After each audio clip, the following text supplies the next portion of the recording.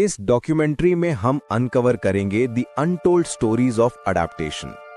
वो पल जब हमारे पूर्वजों ने जिंदगी और मौत के बीच चुनाव किया, वो फैसले जिन्होंने हमें आज का इंसान बनाया। हम देखेंगे कि कैसे ऑस्ट्रेलोपिथेकस ने पहली बार सीधा चलना सीखा, कैसे होमो हैबिलिस ने साधारण पत्थरों को औजार बनाया, कैसे होमो इरेक्टस ने आग को काबू में किया और महाद्वीपों को पार किया, कैसे निएंडरथल्स ने बर्फीली धरती में जीना सीखा और कैसे होमो सेपियंस ने भाषा, कला और समाज का निर्माण किया।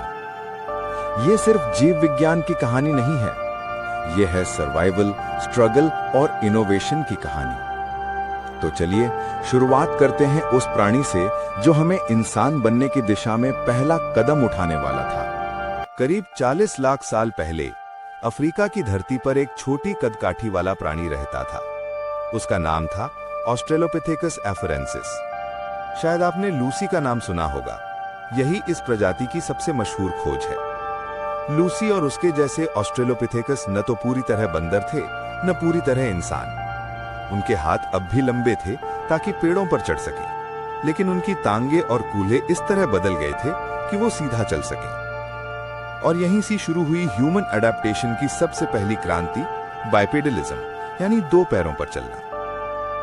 सोचिए, सीधा चलने का मतलब था पेड़ों की ऊंचाई से नीचे आना। दोनों हाथ अब सिर्फ पकड़ने के लिए नहीं, बल्कि कुछ और करने के लिए मुक्त हो गए। ऊर्जा की बचत ताकि लंबी दूरी तक चला जा सके। लेकिन खतरे भी थे।